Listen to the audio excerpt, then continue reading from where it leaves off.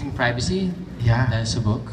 Hindi daw ba kayo takot mawala yung privacy by releasing such a book, tell-all book? Actually, as of now, I mean, even before the book, wala namang kaming privacy, so... I guess this is really, you know, some juicy details and where we, what do you call it? We really expound on the love story. There's a chapter 8? No, chapter 8, yeah, that's, we go into details about the love story that we've never told. Even I've never heard until I read it from Nadine's mouth.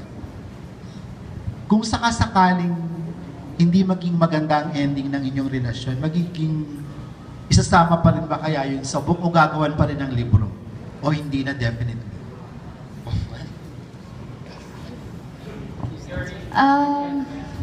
Parang ang hirap naman po ng but syempre kung hindi maganda yung naging ending, di ba? Parang gusto bang basahin ng tao yun? Pwede. Well, oo nga naman. Pero wag na po siguro. O Jun, baka meron ka.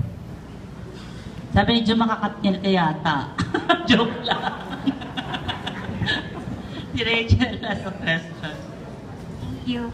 Hi, James and Nadine. Siguro, reaction lang from James dun sa sinabi ni Nadine sa book na she first realized na she has feelings for you nung nirecline mo yung chair niya habang natutulog siya sa isang tipid ninyo.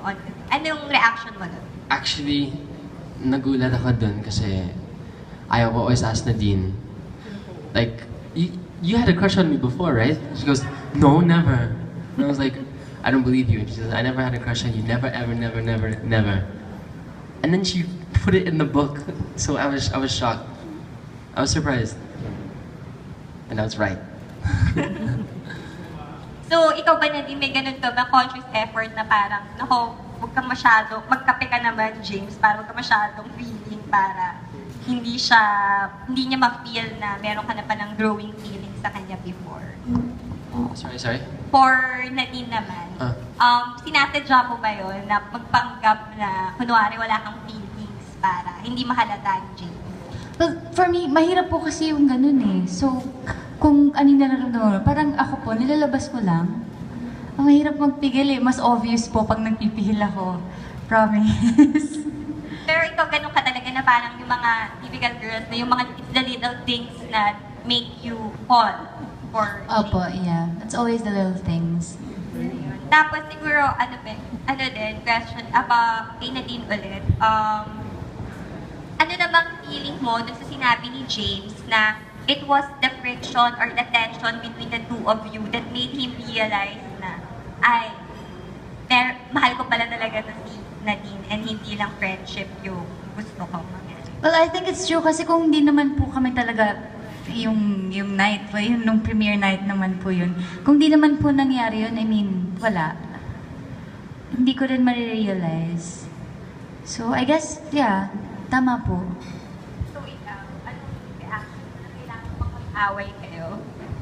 What was your reaction? How do you feel, James, that kailangan pang magkaroon ng ganun na friction for you guys to realize your feelings?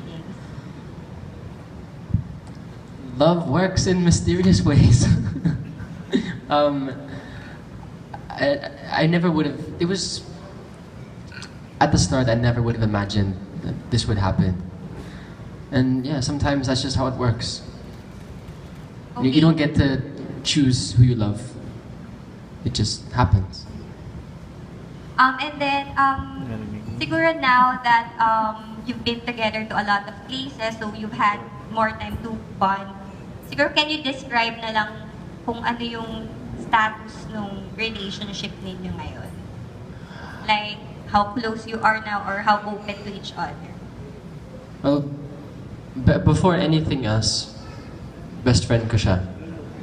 So, I mean, yeah, we still act like, you know, friends, except, of course, we're in love. to hear that. He's now, how about with, Nadine? Well, yeah, same. Kasi matagal naman nga din po kaming friends. So parang gano'n, we still act silly with each other, nagjo-jokes and all that, mga corny na jokes, play computer games, like what normal friends would do. Same pa rin naman po. Thank you. Thank you.